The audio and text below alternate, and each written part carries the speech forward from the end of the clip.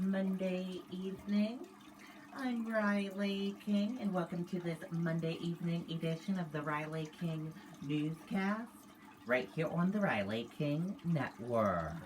We have a lot of news to get to this Monday evening, so let's begin. First up, let's begin with your COVID-19 New Hampshire data. Let's take a look at that right now. And here is a look at that information for you right now. There are 71,017 number of people in New Hampshire tested positive for COVID-19. There are 1,135 number of deaths from COVID-19 in New Hampshire. And there are 125 current number of hospitalizations for COVID-19 in New Hampshire. Be sure to stay with the Riley King Network for the latest of your COVID-19 information.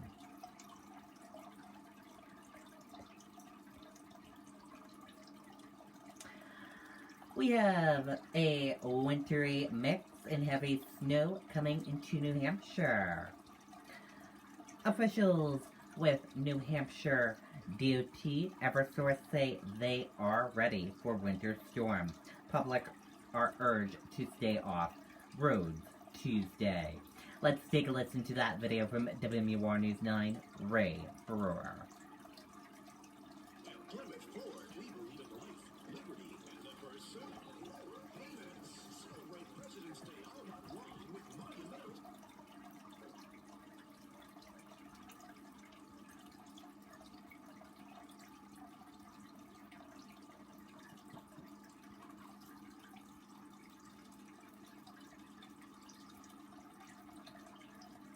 New Hampshire DOT says that it is ready for the storm, even if it's not sure exactly what we'll be dealing with. The variable nature of this storm is always going to present different challenges depending on where you are in the state. The storm is expected to bring icing conditions like they're seen in other states along southern New Hampshire, perhaps as far north as Concord.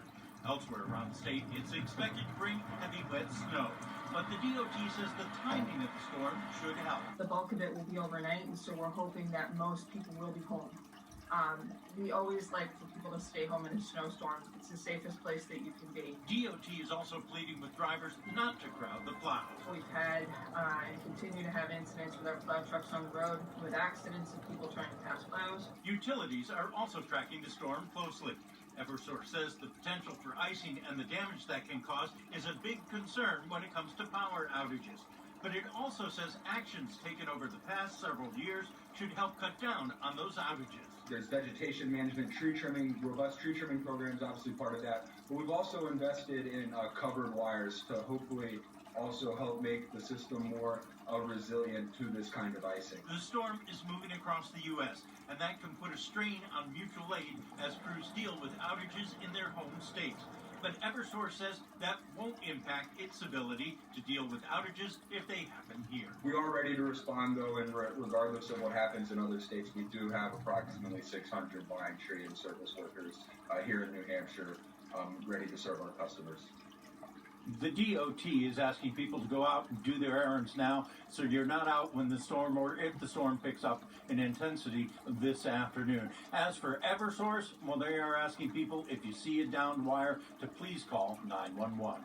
Reporting live in Manchester, Ray Brewer, WMUR News 9. Always good advice. All right, thank you, Ray. If you haven't already, be sure to download our WMUR app. You can sign up for severe weather alerts and keep the forecast right at your fingertips 24/7. Okay, and there you go on that video and that report.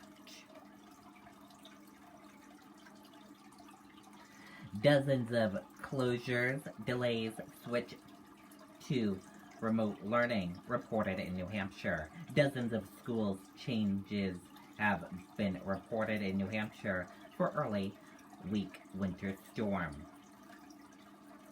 If you want to see that list of closings and delays, just go to WMUR.com.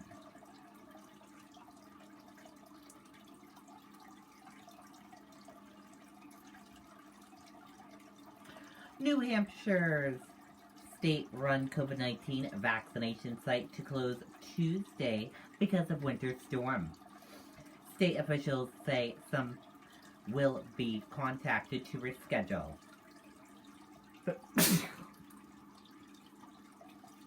Let's take a listen to that Still video. the night shift, just brighter. Still. Tonight, New Hampshire officials say all state-run vaccination sites will be closed on Tuesday because a winter storm could drop up to 10 inches of snow in some parts of the state. Good evening. Thanks for joining us. I'm Charisse LeClaire. Those in charge of the COVID vaccination efforts say if no one has been in contact with you yet, be patient. A representative will call you to reschedule your vaccine. They ask that you don't try to do that yourself on the VAN's website. Okay, and there you go on that video and that report. Number of active New Hampshire COVID-19 cases dropped below 3,000 for the first time in months. For the first time since mid-November, the state's daily number of active COVID-19 cases is below 3,000, officials announced Monday. The current count is at 2,953, which is the lowest level since November 12th, when the active number was at 2,743.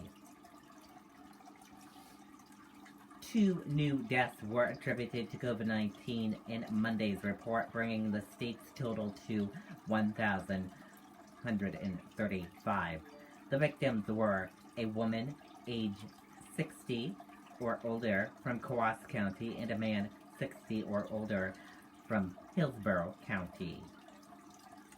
Officials said 258 new cases were announced Monday, the fewest announced for a single day since November 11th, when 233 new cases were reported. Of the newly announced diagnoses, 189 people tested positive through PCR testing, and 69 were confirmed through antigen testing. The state's PCR positive rate for Monday's report was 5.9%, the highest daily rate since January 25th, 6.1%. The number of active hospitalizations dropped for the 8th straight day Monday at 125, its lowest it's been since November 24th, when it was also 125. In February, 5,583 new cases and 80 deaths have been announced.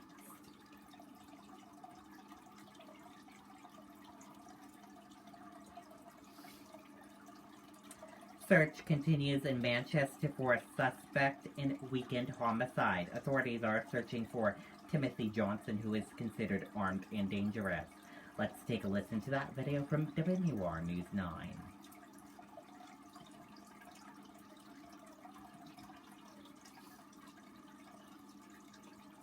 And we do begin with some breaking news. In Manchester, a section of Hughes Road remains closed this noon in connection with a homicide investigation.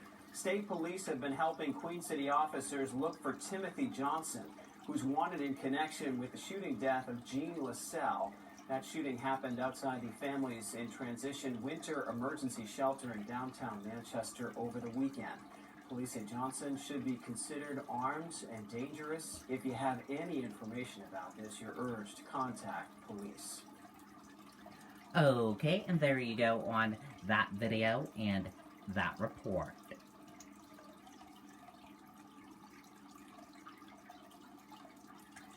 Biden's first 100 days in office. Pelosi announces a 9/11 type commission to investigate insurrection. House Speaker Nancy Pelosi announced that Congress will take the steps to establish a September 11 type commission to investigate the insurrection at the U.S. Capitol.